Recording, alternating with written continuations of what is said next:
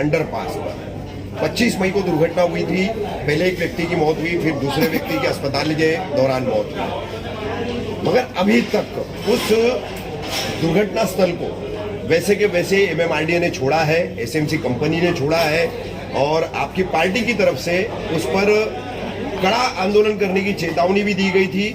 उसको भी कोई घास नहीं डाली है एमएमआरडीए ने और कंपनी ने। तो अब अगला कदम क्या रहेगा आपका एनसीपी शरद पवार गुट का? जिस बाईपास को आप बाईपास कहते हैं उसे शमीम खान खूनी बाईपास कहता है, और इस खूनी बाईपास ने अब तक सैकड़ों लोगों की जान ले ली है।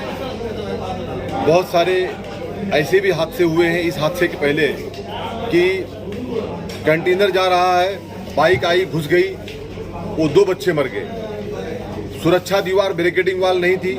मैं मेरे कार्यकाल के बाद बताऊं आपके माध्यम से, आप तमाम पत्रकार भाई लोग इसकी विटनेस है कि मैं जब समाजवादी पार्टी में था, अनवर भाई, जब से लेकर के मैं मुमरा बाईपास के, मैं मतलब हम सब साथी मिलकर के हम लोगों ने समाजवादी पार्टी से लेकर के हम लोगों ने इसका प्रोटेस्ट का ऐलान करके और कई बार वहां पे जन आक्रोश आंदोलन भी किए हैं। इसकी गवाह आप खुद पत्रकार भाई लोग हैं। उसके बाद आगे के हिस्से में बैरिकेडिंग वाल बनाई गई, सुरक्षा दीवार बनाई गई, बहुत सारे काम हुए, लेकिन ये जो हादसा हुआ ये बहुत दर्दनाक हादसा हुआ है।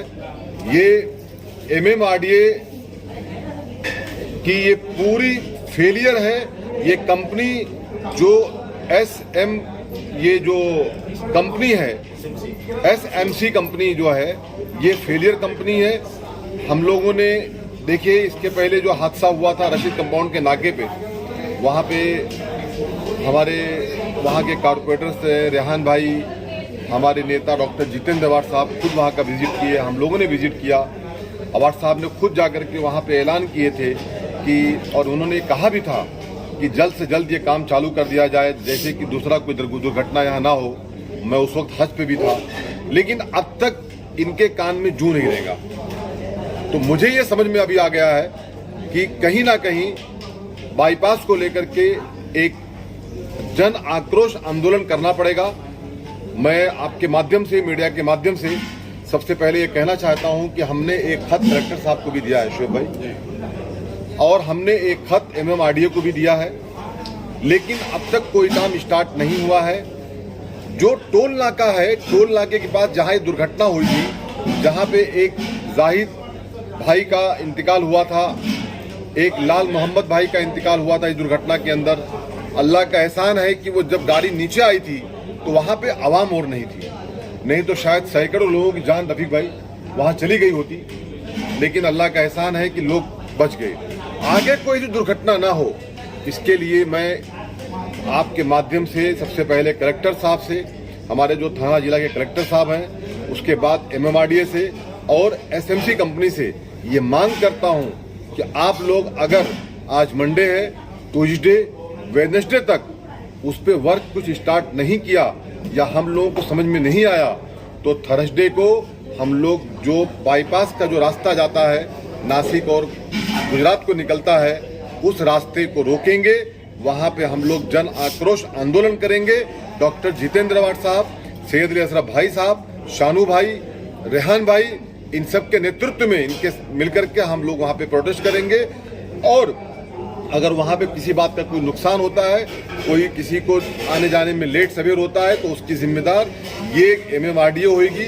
मैं आपके माध्यम से यही कहना चाहता हूं कि शहर के लोग मुमरा कौसा, बल्कि रशीद कंपाउंड ही नहीं, मैं मुमरा की आवाम से ये अपील करता हूं, आए हम लोग मिल करके थर्सडे को 18 जुलाई को मुमरा बाईपास पे हम लोग टोल नाके पे इकट्ठा हों और वहां पे आकर के हम लोग रास्ते को बंद करें और वहां पे जन आक्रोश आंदोलन करें। ये मैं अपने शहर के लोगों से और रशीद कंपाउंड के लोगों से, खास करके वहां के जो मुकामी नगर सेवक हैं, मैं उनसे, उन तमाम लोगों से, वो पार्टी कोई भी हो, लेकिन ये मसला हम सब का है। ये जो लोग मर गए, जब मैं इनके घर पे गया था तो मुझे आज भी याद है, इनकी इस फैमिली को हम लोगों ने 1 लाख रुपए का चेक दिया था हमारी इत्तेहाद वेलफेयर ट्रस्ट की जानिब से। 50,000 का चेक हमारे बड़े भाई एक्स राज्य मंत्री सैयद अली असरफ भाई साहब ने दिया था, लेकिन उसके बाप को कोई लौटा नहीं सकता। जो मासूम बच्चे थे ना, उसके बाप को कोई लौटा नहीं सकता। तो आए हम सब मिल करके मुकाबला करें और इनको मजबूर करें कि आपको काम चालू करना पड़ेगा, बैरिकेडिंग वाल, सुरक्षा दीवार बनानी पड़ेगी। यही मैं आपके माध्यम से मांग करता हूं।